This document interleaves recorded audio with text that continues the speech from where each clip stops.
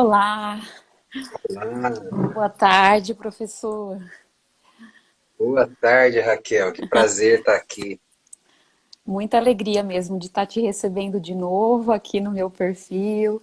Agora já participando do grupo GEPA, né, com vocês. Mais feliz ainda Bacana. por isso.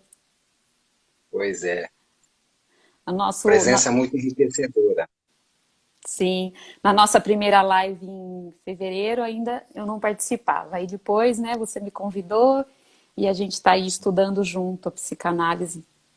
E é um grupo muito acolhedor mesmo, assim. E isso motiva a gente para estar sempre estudando mais, né? Que é tão necessário na nossa área. Realmente, realmente é uma oportunidade enriquecedora, né? Muito mais de estar experimentando de vínculos, né? Vínculos nutridores, né? Do que necessariamente um saber ali, né? Acumulativo, né? Acumulatório ali de informações. Sem dúvida, sem dúvida. A gente sente, assim, ao expor as nossas dúvidas, nossas questões, todo o acolhimento do grupo. Então, é algo muito além da teoria, né? É o que você Sim, sempre fala nos seus posts, né? A gente ser aquilo que posta. Então, não adianta a gente trabalhar em cima da psicanálise do acolhimento se a gente não for acolhedor um com os outros, né? Aí a teoria é não vale verdade. de nada mesmo. Então, primeiro eu vou me apresentar, depois você se apresenta para quem não conhece a gente, né? Eu sou Raquel Miller, psicoterapeuta aqui da cidade de Americana, interior de São Paulo. Atendo adolescentes e adultos. E há menos de um ano conheci o professor pelo Instagram, tive a grata surpresa de conhecê-lo. E fizemos a primeira live em fevereiro. E depois que você se apresentar, eu vou contar um pouquinho desse, por que a gente escolheu esse tema. Pode falar, professor. Meu nome é Renato Dias Martino, né? Sou psicanalista aí há alguns anos aí, já vai chegando para a segunda década aí de dedicação à psicanálise, psicanálise também de adolescente a adulto e idoso, né? Não trabalho com crianças, trabalho com crianças, mas as crianças nos adultos, né? Uhum. Sempre. Tenho, me dedicado bastante aí à prática da clínica psicanalítica e também à docência em grupos de estudo, né? Coordeno aí, sou um dos coordenadores do GEPA, Grupo de Estudo de Psicanálise do Acolhimento, que começou aqui em São José do Rio Preto, hoje está espalhado pelo mundo inteiro, né? Pela Inglaterra, Espanha e todo lugar aí, né? E tenho algumas publicações, alguns livros publicados aí, todos eles voltados a essa prática da psicanálise com a vertente do acolhimento, que faz com que essa psicanálise seja uma psicanálise peculiar, né, e diferente de algumas outras que a gente tende a encontrar por aí. E, Uhum. assim, um sujeito tentando ser uma pessoa melhor a cada dia. Sempre, né? É, então, a nossa primeira live, que foi muito bacana, né? A coragem de olhar para si. A gente terminou a live e a gente conversou. Vamos fazer uma outra live, porque sempre tem mais coisa para a gente conversar, né? E aí, o professor, gentil, como sempre, me deixou escolher mais o tema, né? Então, fiquei pensando, pensando e trocando uma ideia com ele e tal. E aí, me veio essa ideia, porque você fala muito sobre isso, né? Da capacidade de amar, assim, e de uma forma é, tão enriquecedora. Assim, fiquei pensando muito nesse tema, mas assim, coincidiu com aquela semana do caso Henry, né? E aí muita gente comentou, nossa, mas uma mãe fazer isso com um filho, como é que pode? Um instinto materno e tal. E aí me veio essa ideia, né, da gente estar falando sobre o amor materno, que não é um instinto, é uma capacidade. E, enfim, começou daí, mas também já levando em conta, né, todo o material que você publica. Então eu achei que fosse um tema interessante, porque é, existe, como você sempre fala, a gente só vai amar o outro se a gente se ama primeiro. E a gente só vai se amar primeiro se formos amados por alguém, não é? Então, Eu fico, Raquel, eu fico muito contente de assim, isso, desculpa te interromper, né? claro. Mas assim, eu preciso dizer, para não perder o time dessa ideia, né? Fico muito contente quando eu percebo que isso fez sentido para alguém, né? Uhum, Porque realmente é uma reflexão rara, porque a maioria das postagens, a maioria, né, que a gente tem contato, eu tenho muito pouco contato com outros profissionais que não sejam do GEPA, né, para trocar ideias assim, mas normalmente a gente vê essas postagens de outros profissionais que colocam essa ideia de que o sujeito deve se amar independente do contato com outra pessoa, e que existe essa possibilidade do sujeito amar a si mesmo sem que esse amor possa ter sido oriundo do outro. Né? Então, uhum. quando alguém me diz que isso faz sentido, e mais, né, como você, alguém que tem a bagagem que você tem, que tem o posicionamento que você tem, e que diz que isso fez sentido, para mim é uma alegria muito grande.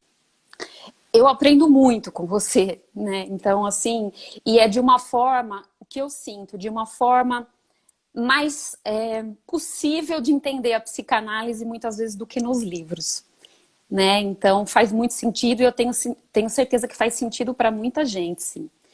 Então é isso, a gente começou com essa ideia, né? E aí, então falando dessa capacidade de amar, né? Que é uma capacidade nem todas as mães têm essa capacidade, porque se elas não tiverem vivido essa experiência com a própria mãe anteriormente, elas não vão conseguir viver isso com os próprios filhos, né? E aí o filho Até não vai vão, desenvolver. Raquel, desculpa, assim, até Sim, vão, né? Mas elas vão ter que viver aquilo que a gente chama, desculpa, assim, não quero te corrigir, mas é claro, importante claro. a gente pensar, né, assim, até a possibilidade de viver, ser uma boa mãe, uma mãe suficientemente boa, como diz o Winnicott, ou uma mãe continente, como diz o Bion, né, para os seus filhos. Mas ela vai precisar experimentar o que a gente chama, dentro da psicanálise do acolhimento, de experiência emocional reparadora. Né? E Uhum, aí, sim. a psicanálise do acolhimento é um instrumento por excelência para que possa proporcionar, dar chance para que isso aconteça. Me perdoa, assim, só para Sim, pontuar não, isso. Né? eu acho que é por aí, quer dizer, se não houve essa experiência anterior com a mãe, com a figura materna, né? Posteriormente pode Sim. haver essa possibilidade, com certeza, não é algo assim definitivo, se não teve, nunca vai conseguir, né? Eu acho que é um começo, né? E talvez muito importante, por sinal. E aí também entra o contexto de amor próprio. Então, hoje eu comentei, né, lá dos meus stories. Então, é o amor pelo outro, o amor próprio, que está atrelado a esse amor do outro, como você disse, assim, que postam muito, né? Não, você se baste, não ligue para ninguém, né? Você não precisa de ninguém, você é autossuficiente. E não é por aí, né? Inclusive, a gente vai repetir isso com todos os nossos vínculos, quer dizer, primeiro esse amor inicial, se não, depois com outros vínculos reparadores, e aí desenvolveremos esse amor próprio e poderemos desenvolver esse vínculo com outras pessoas, né? Com outros relacionamentos. Então foi daí que a gente começou a ideia da live e vamos conversar sobre isso então, né? Vamos ver se aqui tem bastante gente do GEPA, só queria comentar que muita gente entrou aqui. Boa tarde para todo mundo. E então, professor, acho que a gente poderia falar um pouco disso, né? Por que tem algumas mães que fazem isso que aconteceu com o caso Henry, né? Por que acontece esse tipo de coisa? Raquel, assim, quando a gente fala de diagnóstico, né, de procurar. Aliás, esse é um diferencial, é bacana você colocar isso, porque é importante, assim, esse é o diferencial dessa psicanálise que a gente tenta trazer. É muito bacana quando o sujeito ele tem uma resposta diagnóstica para cada coisa que acontece. Principalmente quando acontece um caso dessa magnitude na rede, na televisão, né? E aí, assim, chove de psicanalistas, chove de psicólogos diagnosticando, né, dizendo assim, a mãe do... colocaram até o apelido dela de Demonique, né, que ela é um demônio, que esse Jairinho é um... Né, então, assim, existe essa... E aí a pessoa ela acaba se promovendo dentro desse diagnóstico, né? Assim como outros, até dentro da própria psicanálise, diagnosticando Bolsonaro, diagnosticando Lula, de psicopata. Então, assim, o diferencial da psicanálise do acolhimento é justamente esse. Nós não temos qualquer pretensão, no primeiro momento, de investigar a vida de ninguém. A palavra investigação dentro da psicanálise do acolhimento, ela assim, é quase que não existe essa palavra. Nós não nos propomos a investigar a vida do paciente e muito menos daquele que não é paciente, ou seja, que não está se colocando à disposição, que são muito importantes também. Agora, por quê? Porque, assim, o menino Henry morreu, né? Ele sofreu uma agressão, ele sofreu uma violência e morreu. O menino Jairinho não morreu, mas ele também sofreu alguma coisa muito parecida. Estou defendendo aqui o agressor? De maneira alguma. Só que isso é uma realidade que precisa ser colocada. E a Monique, a mãe também do Henry, deve ter sofrido alguma coisa muito parecida na sua infância e durante a sua vida. Percebe? Você está querendo defender o algoz? De maneira alguma, não só essa, não tenho essa pretensão. Você percebe? Mas é importante a gente pensar isso. A Monique não aprendeu a amar. Ela não teve vínculo suficiente para que ela pudesse, dentro do primeira esfera ali, da família original, se capacitar nessa dura tarefa de amar o outro, né? E depois também não conseguiu de maneira alguma se vincular, tanto é que o Jairinho é uma dessas pessoas, se vincular com alguém que pudesse trazer para ela a chance disso que a gente acabou de chamar agora de experiência emocional reparadora. Então, assim, é difícil a gente falar, olha, apontar o dedo para ela e dizer, ela é um monstro, ou ele é um monstro, né? Claro que o que eles fizeram não tem justificativa, claro que matar uma criança não tem, né? Mas é muito fácil a gente apontar o dedo para um sujeito, não é? Que teve uma vida extremamente desafortunada, não é? Por mais aí que seja rico, por mais que seja bem sucedido intelectualmente, emocionalmente é uma pessoa despreparada e incapaz, não é? E que, isso somado a uma intelectualidade muito grande, dá nesse doutor, não é? E aí, mais uma coisa, me desculpe me alongar um pouquinho, viu, Raquel? Mas assim, claro. E aí mais uma outra coisa, não é? A gente tem outra coisa muito pregada aí, muito colocada aí, cultuada nas redes sociais e na sociedade em geral, que o conhecimento, o saber, aquilo que se aprende na escola, aquilo que se aprende nas faculdades, é o que vai salvar o mundo. Não, não é. O cara é doutor, Jairinho. E não garantiu nada. Não sei nem se eu respondi a tua pergunta. Sim, eu acho importante a gente conversar sobre isso, porque até estou lembrando de uma entrevista que você deu para um programa de TV falando do filme do Coringa. Porque o que nós estamos fazendo aqui? As pessoas não entendem, né? Por que existem assassinos, estupradores, pessoas fazendo maldades? A gente, no nosso trabalho, a gente está trazendo para vocês que existe um psiquismo, que existe uma mente. E por que acontecem essas coisas, né? Então, não é assim, eu sou o bom, o outro é o mal. O bem e o mal existe dentro de nós. Mas, dependendo das experiências que a gente vai tendo, desde que a gente nasce, desde a barriga, desde que a gente nasce, se essas experiências forem amorosas, acolhedoras, né? Se essa pessoa que cuida da gente vai tendo a capacidade de receber essa agressividade, todos esses elementos desorganizadores, e puder elaborar, pensar, acolher e transformar e devolver para esse bebê de uma forma reparadora, que ele possa aprender a fazer isso, aprender a pensar, aprender a elaborar, ele vai se desenvolver de uma forma. Agora, se não tiver esse continente dessa mãe, essa capacidade de acolhimento, né, de reverie que a gente fala, Se tiver, por exemplo, a dificuldade, a incapacidade da mãe de poder acolher, ao invés disso, ela se vinga, ela acha que o bebê está fazendo mal para ela, quer dizer, ela não tem uma mente, né, amadurecida que possa fazer esse tipo de coisa, a criança e o indivíduo vai se desenvolver de uma outra forma. Então, o nosso papel aqui não é defender algozes, é só entender por que algumas mentes funcionam de uma forma e outras mentes de outra forma. E hoje nós estamos falando do amor, nós estamos falando do amor materno, já coincidentemente amanhã é o Dia das Mães, né? Então, é só para entender o funcionamento do psiquismo, não é isso, professor?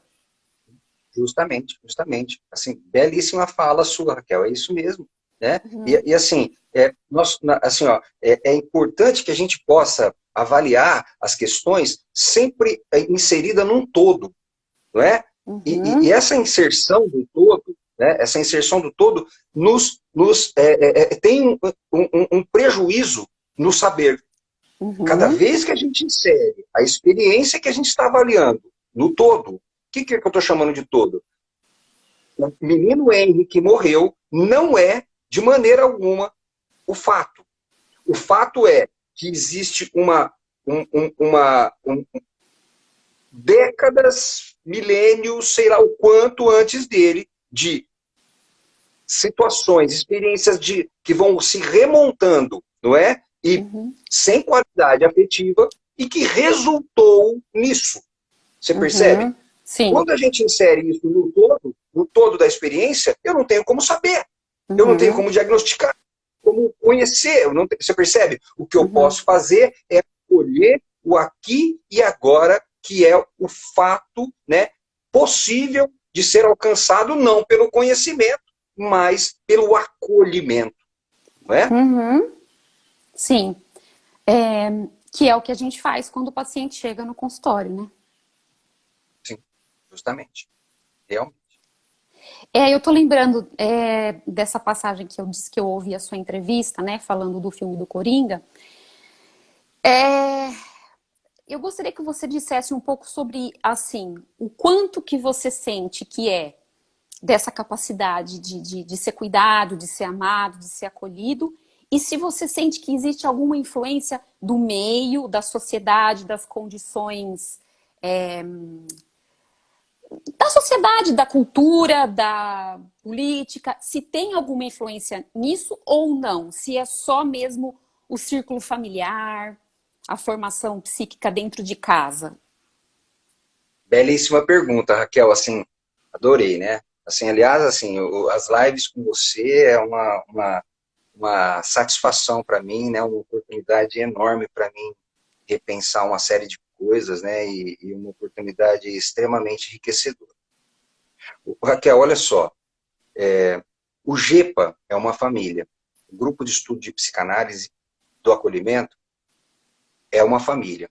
Então, quando o sujeito entra no GEPA e ele começa a realmente se integrar, porque muita gente não consegue, acaba saindo e passa um tempo e aquilo talvez vá revelando algumas coisas que o sujeito não tolera, não, né, e aí ele acaba saindo. Mas assim, quando o sujeito entra no GEPA e ele consegue se integrar a esse grupo, e se integrar a essa ideia, e comungar dessa ideia, ele começa a viver um fenômeno bacana, que é muito Uhum, parecido com o que a gente vive na nossa família original, quando bem estruturada. Então, uma criança que vive dentro de uma família bem estruturada, onde existe uma mãe dedicada, onde existe uma mãe continente, onde existe um pai presente que exerça a sua função paterna e que dentro dessa função paterna ele possa trazer ali limites e proteções que são integrantes dessa mesma função, ele começa a criar um referencial dele, um referencial próprio de si mesmo, não é? Que começa a menosprezar, não é, os referenciais paralelos. Então, ele vai, aos pouquinhos, ele vai abrindo mão de comparações, ele vai abrindo mão de necessidade de aprovações externas, porque aquele mundo interno traz para ele um ambiente suficientemente bom para que ele possa se autonutrir e passar a confiar no seu próprio referencial sem necessitar dessa aprovação externa ou dessas confirmações externas. Você percebe? Eu estou falando disso em relação à família, eu estou falando disso em relação ao GEPA, eu estou falando disso em relação à análise, eu estou falando disso em relação a qualquer possibilidade de integração num ambiente acolhedor. Você percebe? A partir daí, então, o sujeito pode ser tentado, ele pode ser atacado, ele pode ser tentado nas seduções do mundo mundano, aí, do mundo de fora, do mundo externo, que ele pode até ser seduzido, ele pode ser até intoxicado disso, mas ele vai ter uma recuperação muito mais rápida, ele vai ter uma possibilidade de reparação disso muito mais rápida se ele se seduzir por essas coisas. Faz sentido para você? Então, assim, ó, isso é muito frequente. Por exemplo, assim, fiz uma postagem aqui, professor, me mandou um inbox. Fiz uma postagem aqui, professor, e o fulano falou isso, isso e isso. O que o senhor acha disso? Percebe? E aí eu digo assim, fica tranquilo. Porque essa pessoa está notoriamente te atacando porque está com inveja de você. Você percebe? Então isso traz um acolhimento que o sujeito ele restaura a autoconfiança. Porque, você percebe?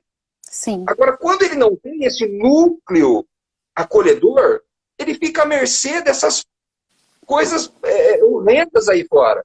Não é? Tanto nas redes sociais, quanto nos vínculos sociais, quanto em qualquer outra esfera que tende a ameaçá-lo, né? Ou com ataques, olha só, ou com ataques de críticas, ou com ataques sedutores de bajulações que fazem com que ele se entregue. Faz sentido para você, Raquel? Sim, sim. Ele está se sentindo mais inteiro, né? Mais integrado. Então aquilo não entra, né? Pois é, pois é. E assim, e olha só, Raquel, é bom a gente dizer que não é um núcleo de ilusão. Não é alguma coisa que traz para o sujeito uma falsa ilusão de que ele pode viver dentro daquele aquarinho, daquele mundinho. Não é isso. É um núcleo que traz para ele uma nutrição emocional afetiva que capacita a ele a possibilidade de acreditar em si mesmo, de ter um bom referencial. Você percebe? A ponto de ele incorporar isso e depois nem precisar solicitar um outro membro do grupo, ou o professor Renato, que ele já está confiante de si mesmo, né? E muitas vezes ele, por algum motivo, ele até sai do grupo, ele larga a análise, ou a família original já não está mais presente, mas ele viveu tantas experiências bem-sucedidas nesse sentido, né, o que a Melanie Klein vai chamar de seio bom, né? Então a frequência de seios bons foi bem maior do que de seios maus, não é? Que ele passa a ter uma integração da própria personalidade o suficiente para que ele possa tocar sua vida e, inclusive, passar esse modelo para outra pessoa. Sim. Professor, eu senti isso na pele essa semana, porque eu fiz uma colocação lá no grupo, depois eu fiquei pensando, nossa, isso, aquilo, aí mandei uma mensagem para você, você respondeu assim para mim, você é muito querida. Então, assim, o que é? É uma nutrição, se você se sente curada, se você tem alguma dúvida, alguma angústia, alguma questão, ali se dissipa, né? Então é isso, você cura qualquer coisa e aí você consegue também passar isso para as outras pessoas, né? Ao redor. Me emociona, né? me emociona. Sim. E você estava dizendo do seio bom e seio mal, né? Eu acho que também vale a gente entrar na questão do amor e ódio, né? Do bem e do mal, quer dizer, o quanto que isso faz parte dos vínculos, né? O quanto é importante a gente aprender a administrar tudo isso, porque quando a gente ama uma pessoa, vai fazer parte, muitas vezes, uma expectativa frustrada, ou então algum desentendimento, porque você investe e às vezes você espera algo que não vem. Então, o quanto é importante, eu acho, a gente levar para o público que faz parte, muitas vezes, de um relacionamento, né? Não só pais e filhos, relacionamento amoroso, amizade, né? Que um vínculo forte aguenta assim a reparação, a conversa. Então, assim, não precisa estar 100% sempre tudo bem. E aquele que você não odeia é indiferente, você não tem um vínculo com aquela pessoa, né? Eu não queria te ouvir um pouco falar sobre isso, sobre a questão do amor e ódio, que eu acho que é tão importante, assim, trazer. O Raquel, assim, vou ser bem sincero com você. Assim, a concepção que eu tenho de amor não tem a polaridade no ódio, né? Uhum, uhum, Se existe a polaridade negativa do ódio, então a uhum. gente não está falando de amor, a gente está falando de paixão. Ah, Porque o sim. amor, ele, né, você percebe? Então, assim, ó, Uhum. é muito importante a gente pensar sobre isso. Né? Sim, sim. O próprio Bion, ele trouxe ali, né, o Uhum, vínculo L separado do vínculo K. Né? O uhum, vínculo L para ele é amor. Né? O vínculo K uhum, para ele é conhecimento, é verdade. uhum. Né? Então, assim, Sim. ó, o vínculo L está separado do vínculo K.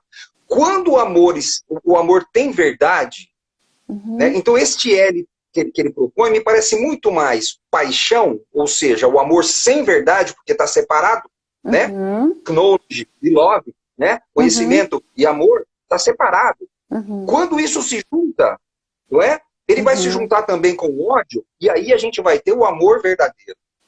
Você uhum, percebe? Então, este amor verdadeiro, ele, ele é pleno. Ele não tem, uhum, de maneira, ele não tem avesso, ele não tem polo oposto, ele é o todo. uhum, Você percebe?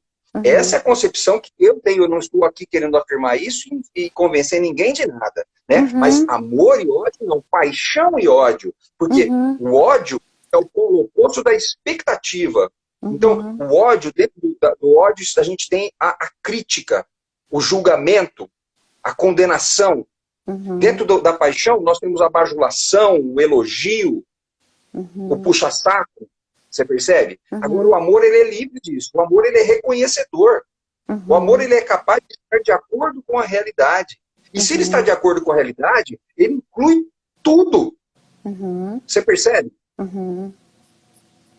Sabe que exemplos eu queria trazer que me vieram à cabeça agora? Muitas vezes os conflitos entre pais e filhos adolescentes, por exemplo, né?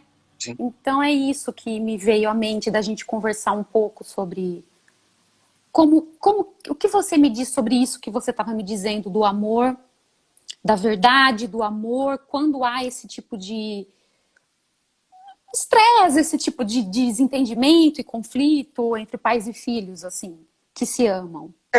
É porque falhou o amor, né, o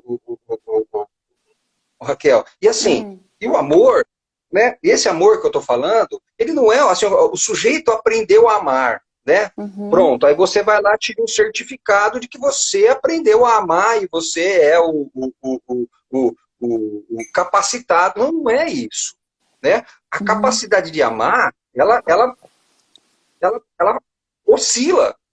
Hoje eu uhum, estou sendo capaz de amar, não é? Amanhã sim, talvez eu não esteja tão capaz de amar, não é? uhum, Hoje eu esteja amando, amanhã talvez eu esteja apaixonado, e depois da manhã eu esteja odiando. Você percebe? Agora, uhum, importante a gente pensar que isso que a gente está chamando de amor, ele está muito mais dentro de uma perspectiva da realidade última, daquela coisa maior, daquela coisa que inclui o todo. Você percebe? uhum, Que quando você está sendo capaz de amar, você não está sendo capaz de amar uma pessoa, você está sendo capaz de amar o todo, o uhum, tudo. Inclusive a situação de fracasso, inclusive a situação de infortúnio, você uhum, percebe? Porque uhum, essa situação é que vai te qualificar e te trazer a possibilidade de crescer, né? Naquilo uhum, que o Nietzsche vai chamar de amor fati, né? Amar o fato, amar a realidade, como ela é, não como você gostaria que ela fosse. Você percebe? uhum, Isso é amor.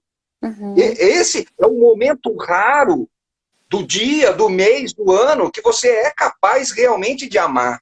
uhum, Né? É que a gente atribui essa palavra de amor a tudo, não é? Tem uhum, banalizado isso. Até sexo a gente chama de fazer amor. uhum, Que absurdo. uhum, Quando que fazer sexo é fazer amor? Nunca. uhum. Quando você está fazendo sexo, você quer se satisfazer. E quando você está buscando a satisfação, você está há milênios do que é amar, que é justamente se doar, renunciar. Uhum. Sim. Então, muitas vezes você tá ali passando por aquele momento difícil com o seu filho, mas se tem amor, aquilo é suportado, aquilo é lidado e tudo bem, um dia é mais fácil, um dia é mais difícil, né? Com certeza, com certeza. Né? Uhum, Agora, essa é a questão, né? A gente diferenciar o que é paixão do que é amor. Né? A uhum, paixão é uma atração que faz com que você projete no objeto de paixão tudo aquilo que você deseja que aquilo seja. Isso não é uhum, amor. uhum. Inclusive Amor de não um é pai para um atração. filho, né? Inclusive de um pai para um Inclusive de um filho, pai para né? o filho. Uhum, Inclusive de um filho para o pai também. aham, aham, Você percebe? Isso não é sim, amor. Não posso chamar uhum, isso de amor, é um sacrilégio chamar isso de amor. Isso é uhum, expectativa. uhum. Amor é sem expectativa. Amor é Quando aceitação. eu amo, quando eu amo a realidade, eu não amo o que eu gostaria que fosse. Eu amo o que é, né? Daquele jeito que é mesmo. Aceito, é uma Pois é, aceitação.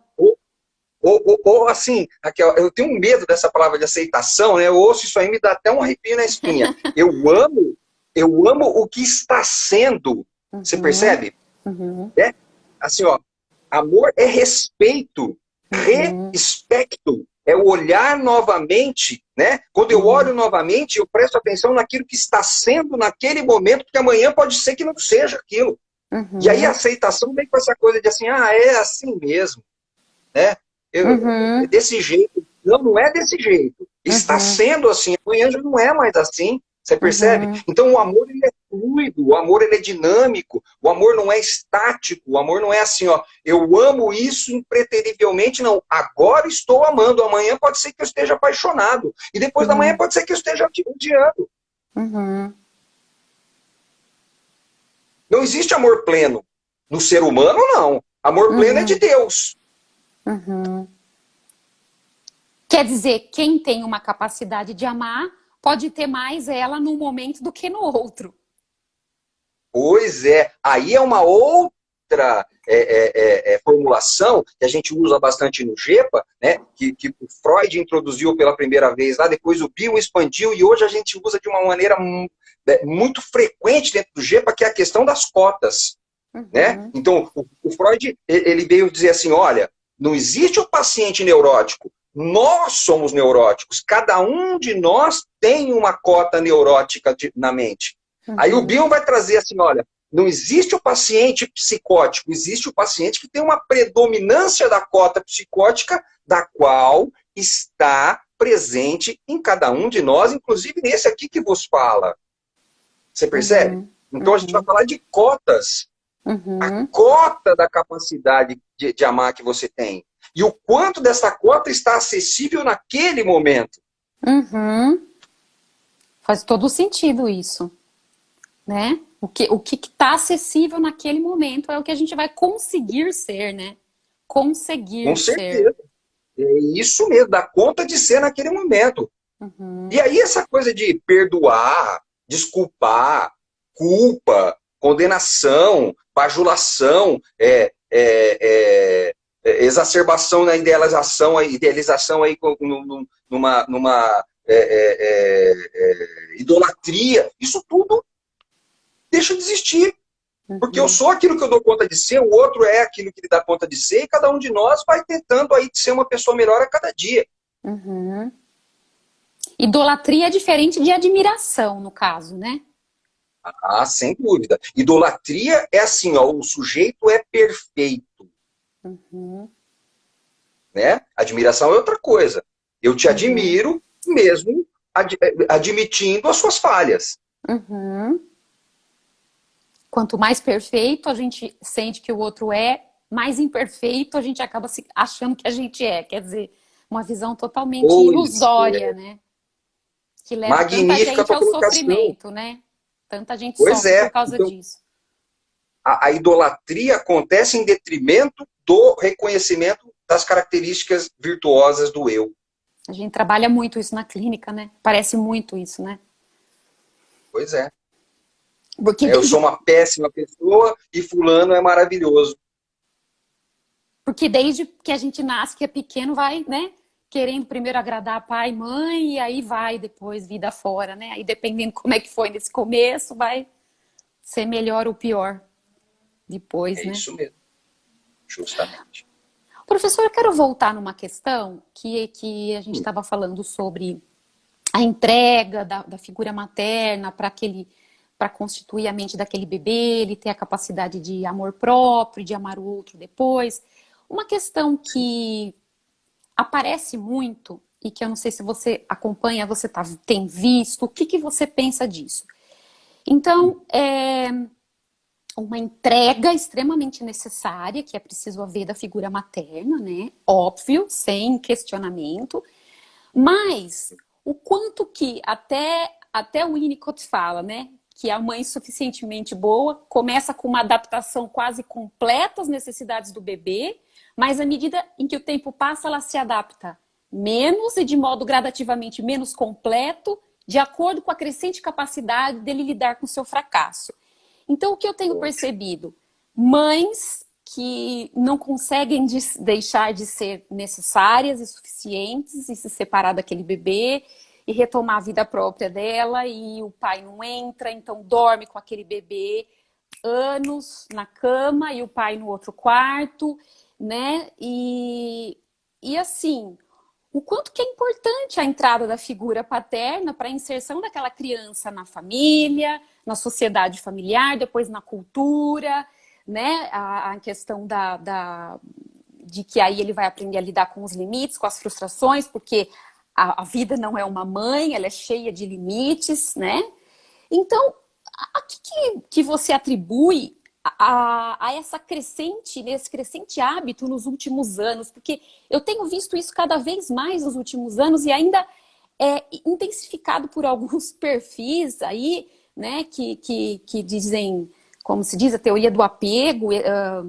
Então é quase como que uma mãe e um bebê ali num vínculo simbiótico que deve haver no início, mas que leva isso assim à deriva eternamente.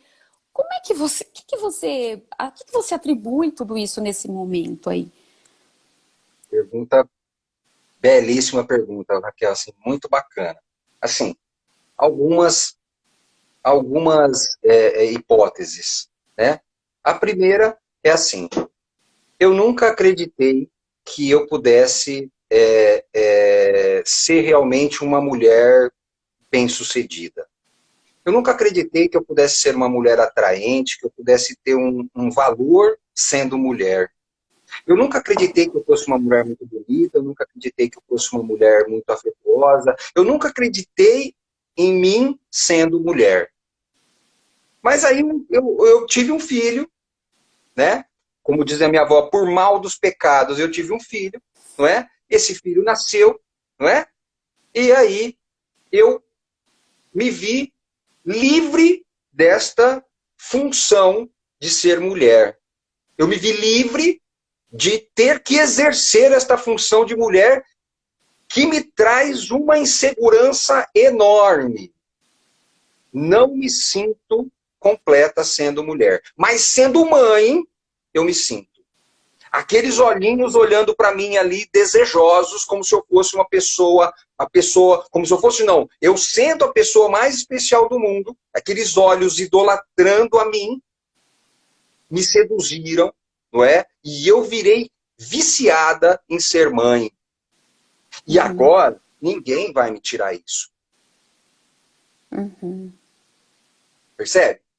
Aí, sim. assim, é claro que esta coisa de eu não me sinto, nunca me senti lá grande coisa sendo mulher, é permeada por uma série de situações, desde a proibição de ser mulher, desde o menosprezo pelo sexo feminino vivido dentro do lar, desde da proibição de se satisfazer sexualmente sendo mulher. São várias situações que trazem essa dificuldade da mulher exercer o papel de mulher. O que traria para ela a possibilidade de exercer o papel de mãe e gradativamente voltando ao papel de mulher.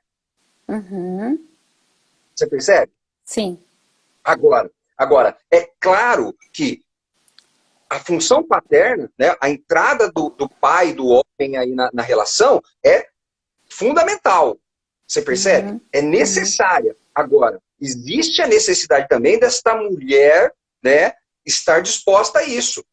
Na clínica, a gente tem o termo analisabilidade. Então, o analista, o psicoterapeuta, só vai conseguir realizar um trabalho profícuo, um trabalho bem sucedido com o paciente, se ele estiver disposto a isso.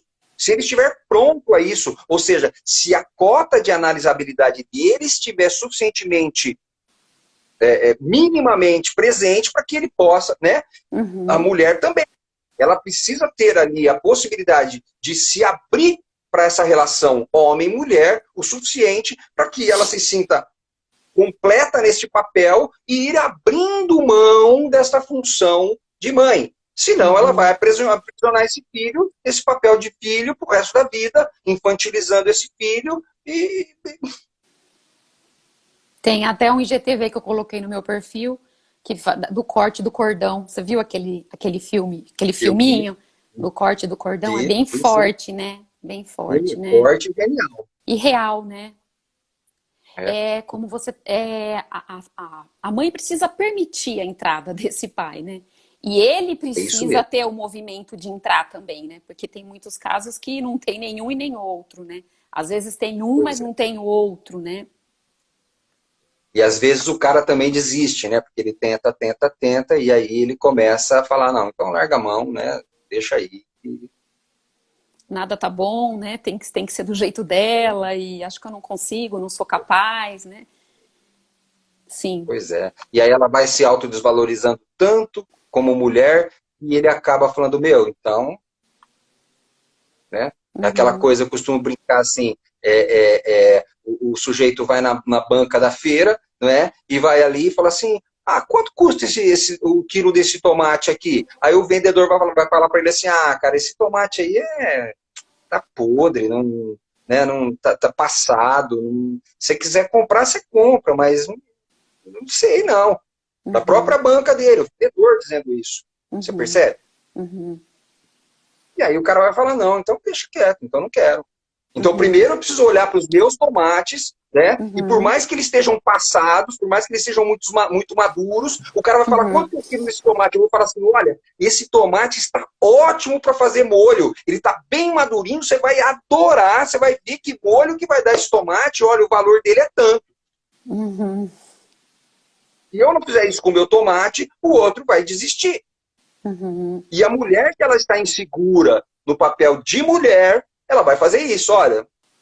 Porque é muito necessário que a mãe abra mão, né, de uma parte do narcisismo dela para investir nesse bebê por um tempo, mas depois ela precisa ir retomando essa libido novamente para ela de volta, até para o bebê aprender a fazer isso com ele também, né? Pois E é. então tirar gradativamente essa libido desse bebê, dessa criança, para voltar para ela, voltar a cuidar dela, investir nesse relacionamento afetivo para retomar aí, né, esse par que, tô lembrando de um outro post seu também, que é criança que não vê brechas, que vê um relacionamento coeso entre o pai e a mãe, ele vai se sentindo desconfortável, que não cabe muito Inadequado. ali, inadequado, e aí ele vai Isso, desenvolver a autonomia dele. Opa, aqui já não me cabe mais esse lugar aqui. Então, quer dizer, muitas vezes o que os pais não entendem?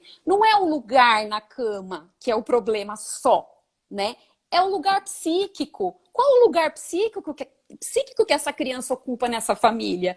Então tem a mãe, o pai, mas tem o homem e a mulher. E ele é um filho, ele não é o segundo ou o marido dessa mulher ou essa menina, a esposa desse pai, né? Então, assim, o quanto é difícil das pessoas entenderem, não, mas quanto mais junto ficar, é uma fase que vai passar e tal.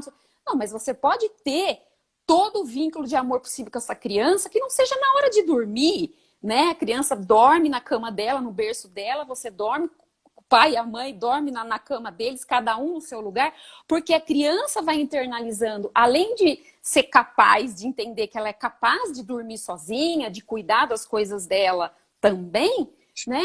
Que o lugar dela é outro. E aí ela, peraí, então agora eu vou encontrar minha turma, eu vou me encontrar, né? Vou me desenvolver. Vou desenvolver a linguagem, vou aprender a pedir, né? Enfim, todo o desenvolvimento, né? E aí, Raquel, assim, me permite ser meio chatinho, mas assim, a gente está falando aqui assim, de entender, mas a verdade é que não está dentro do nível intelectual em compreensão. Mas Emocional, né? a gente vai voltar lá no começo da tua fala, que a questão é assim, se a pessoa não viveu experiências emocionais que pudessem Uhum, trazer para ela recursos para isso, não uhum, adianta ter aula, porque informações racionais, sim, porque conselhos não vão fazer qualquer efeito e na realidade não vão fazer sequer sentido na vida dessa pessoa, né? Que pode até achar que é verdade, isso aí que você está falando é verdade. Quando chega em casa faz tudo do mesmo sim, jeito. sim. Não é no livro, não é no curso, não é no Instagram, né? É numa vivência de dentro para fora, não de fora para dentro, né? Justamente. E aí soa extremamente desconfortável quando o Bion, né, diz assim, um analista precisa ser tolerante da sua própria ignorância. Por quê? Porque o conhecimento, dentro do processo da análise, não tem implicação terapêutica. Uhum, O que tem implicação terapêutica é justamente a experiência emocional afetiva, que nada tem a ver com conhecimento, que nada tem a ver com sabedoria, com dados armazenados. não é uma aula que vai ser dada, né, no atendimento, Não. é a relação que vai estabelecer ali, né, o que vai acontecer ali naquele momento, né, que vai Não poder, é do nível intelectual. sim. Professor, tem algumas perguntinhas aqui? Deixa eu ver aqui. Vamos lá. Ah, então são elogios, na verdade são reconhecimentos da. Ah, sim. Acho que ficaram muitas perguntas nos comentários, na verdade. Ali onde eu abri tinha, deixa eu ver aqui, tinha mais assim comentando sobre a nossa live, na verdade, assim, dizendo que tá muito bom, que tá muito legal. Ah, vamos ver aqui nos comentários se tem alguma coisa, porque também a gente já tá, como passa rápido, né, professor? Nossa, também é ótimo tema e ah, tema delicado para uma sociedade esquizoparanoide. É meio complexo esse assunto de para trazer aqui para todo mundo, né? Um tema muito profundo aqui. A psicologia não deveria ser inserida no currículo escolar desde a infância? Digo, para que o indivíduo Não pudesse adianta. identificar. É o que você estava dizendo, né? Que não é algo intelectual de aprendizagem. Por isso, professor, que, que eu sempre fui contra as crianças entrarem mais cedo na escola, né? Então, assim, teve uma época que você podia pôr a criança com 5, com 6 no pré, no primeiro e tal, tal, tal. E para que essa pressa, né? Porque a pré-escola é uma fase que você vai viver muito mais a questão da socialização, o dividir, a paciência, a frustração, a brincadeira. Então, são as capacidades socioemocionais ali, né? Não o verde, o amarelo, a letra, o número. Isso daí você vai ter tempo para aprender depois né, no fundamental, aí no ensino formal. Isso daí vai vir depois, né? Então, o quanto que é importante preservar a infância, né, com as vivências mesmo emocionais na família e entre os amiguinhos e se preocupar menos com o excesso de aulas disso, aula daquilo, né? Eu acho que é isso. Quando ela fala que dá aula de psicologia, eu acho que entra nisso, né, que você estava dizendo. Raquel, é, agora há pouco tempo faleceu o príncipe Philip, Uhum, né? O marido da rainha Elizabeth. Se você me permitir, vou encontrar aqui a frase que eu encontrei, que ele disse. uhum. Ele era meio, como é que eu posso dizer? Ele era meio, falava as coisas assim, ele sentia e falava, né? Eu acho que isso foi bacana, porque ele disse uma frase aqui que me representa de uma maneira sem tamanho. Ele disse assim, ó, ipsis literis. Ele estava conversando com aquela Malala, aquela garota que foi estuprada Sim, coletivamente, sim. não sei se você se lembra disso, e aí Sim, ela lembro, começou a sim. ser ativista, né? Ela começou a ser ativista do direitos humanos ali e sobretudo, exacerbando a necessidade da escolaridade, da educação, né? E aí, quando ele se encontrou com ela, a frase que ele disse assim, há uma coisa sobre as crianças que vão à escola. Dois pontos. Elas vão à escola porque seus pais não as querem em casa. E agora na pandemia, então, isso tá uma loucura, né? Por isso Pois que é. tá tendo tanta violência doméstica e. Assim, é claro que, como a gente está falando aqui, né, que nosso papel não é julgar, porque a gente entende todas as vulnerabilidades também dos pais adultos, todas as dificuldades, enfim, né? Também são Sim, crianças, né? Também tem ali sim, aspectos infantis que vêm à tona, né? Nesse momento aí sim, com a vivência do sem dúvida. excesso da convivência em casa, né? Pais e filhos. É. A questão não Mas é julgar, né, Raquel? A é questão é reconhecer que, reconhecer. reconhecer que na realidade, o desejo, a ânsia para que os filhos voltem para a escola, na realidade, não é para que eles aprendam, é para se livrar dessas crianças que, na realidade, eles não dão a menor conta, não é, de conviver com elas. Essa é a verdade. A Amanda está falando aqui, o sistema incentiva porque lucra com isso. E aí as crianças vão para a escola, num ambiente extremamente tóxico, né? Com professores extremamente perturbados, e não estou aqui criticando professores, mas estão perturbados porque também estão inseridos dentro desse ambiente tóxico, que exige deles demais, não é? Exige, inclusive, que eles façam aquilo que os pais não estão dando conta de fazer em casa, não é? Uhum. Então, esses professores estão, na sua maioria, doentes, né?